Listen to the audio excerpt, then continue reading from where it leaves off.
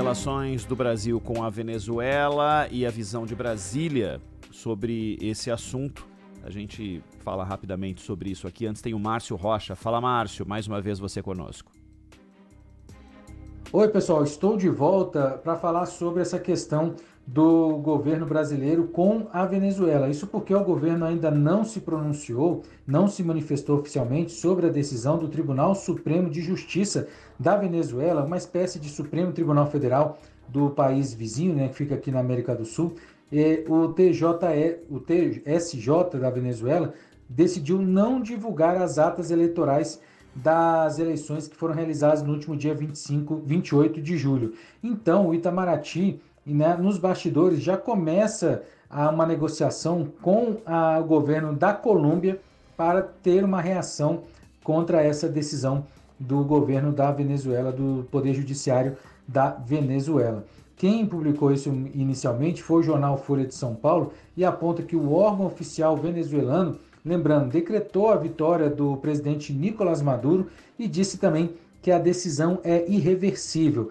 A articulação está sendo feita numa viagem que é feita pelo ministro das Relações Exteriores, Mauro Vieira, às Filipinas, porque ele está em Manila, que é a capital do país, e vai se encontrar com o secretário de Negócios Estrangeiros da Colômbia, Henrique Manalo, justamente para discutir esse assunto, uma reação dos dois governos, do governo da Colômbia e também o governo brasileiro. Lembrando que a presidente do TSJ da Venezuela, a Carislia Rodrigues, anunciou a decisão após dizer que recebeu as atas do Conselho Nacional Eleitoral da Venezuela para investigação. E aí disse que não vai divulgar as atas e declarou Nicolás Maduro como presidente reeleito. A gente lembra que a oposição segue falando em fraude eleitoral e diz que o candidato oposicionista Edmundo Gonzalez venceu o pleito. Então, a gente fica ainda na expectativa para saber qual vai ser a posição do Itamaraty em relação a esse assunto.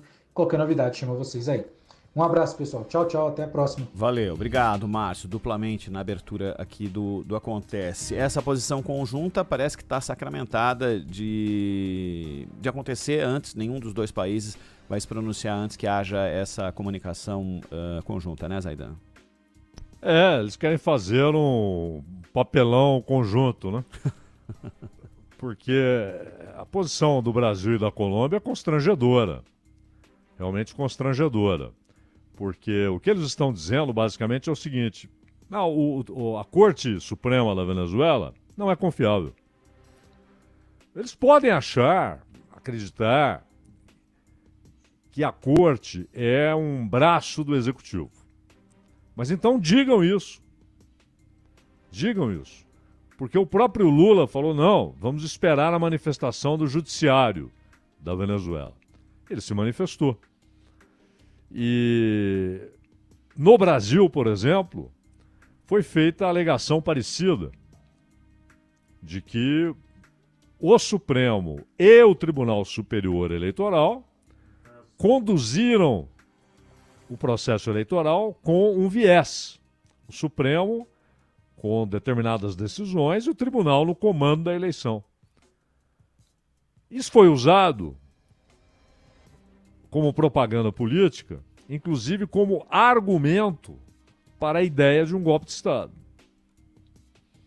E agora, basicamente, sem dizer, mas é o que está implícito na posição de Brasil e da Colômbia. Porque não é o Maduro dizendo eu ganhei e o Edmundo Rútia dizendo eu ganhei. É o principal tribunal do país depois de receber todas as atas. Compará-las com o voto impresso. Ou seja, a memória das urnas com o papel. A declaração é de que batem integralmente e que o resultado é a vitória do Maduro. Então, não adianta ficar fazendo esse joguinho dúbio. E além disso, porque Brasil e Colômbia estão consultando Washington diariamente e não querem tomar uma posição que desgoste o governo dos Estados Unidos. Mas também não querem dizer à la Milei, à la Boric, que não vai. Aliás, alguns chegam à declaração estapafúrdia e maliciosa de que o Rutte ganhou a eleição. Bom, então você tem que demonstrar isso.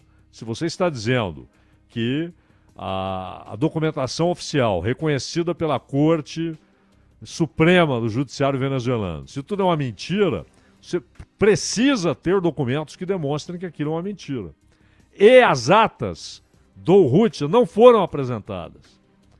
Até porque, segundo, inclusive jornalistas brasileiros, nessas atas, eu repito, na sessão onde vota o Maduro não obteve nem sequer um voto. O que é grotesco, né? Então a posição do Brasil e da Colômbia, e o que eles vão fazer no dia 10 de janeiro? Não reconhecemos, portanto rompemos relações, porque é um governo ilegítimo.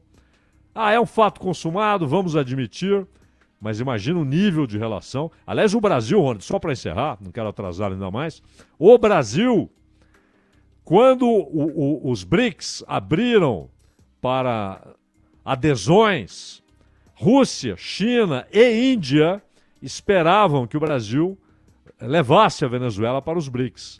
Por quê? Por causa do petróleo venezuelano. Está se formando uma grande rede de produtores de petróleo no BRICS, inclusive com a Arábia Saudita e a Rússia, 2 produtores monumentais. E o Brasil indicou a Argentina.